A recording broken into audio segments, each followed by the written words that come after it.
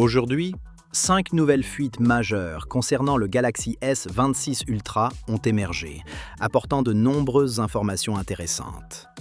Allons droit au but. Commençons par les couleurs. Samsung proposera 6 coloris au total. 4 seront disponibles en magasin: violette cobalt, bleu ciel, blanc et noir. 2 autres seront exclusives à la boutique en ligne officielle: or rose et argent ombre. Globalement, cette génération mise sur des teintes plutôt sobres et peu saturées.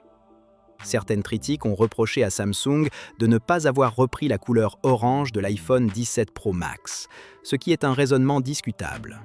Samsung a déjà été critiqué par le passé pour avoir copié Apple, et on lui reproche aujourd'hui de ne pas le faire.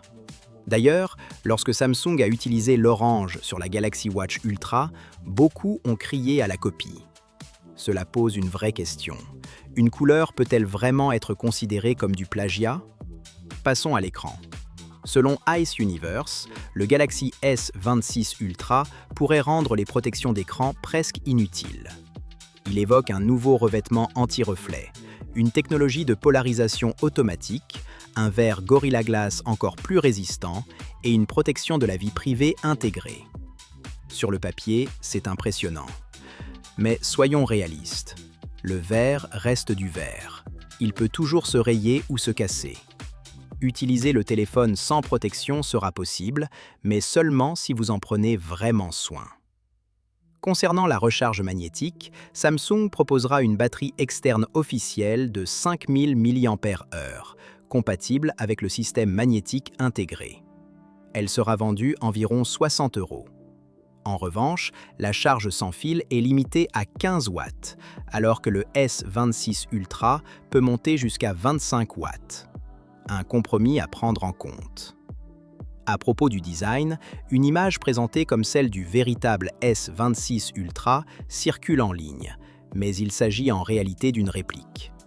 Elle donne toutefois un bon aperçu du nouveau module photo. Malgré l'abandon du design à objectif flottant, le résultat est réussi et très premium. Enfin, un mot sur le marché mondial. En 2025, Apple a dépassé Samsung et est devenue la première marque mondiale de smartphones, avec 1% d'avance.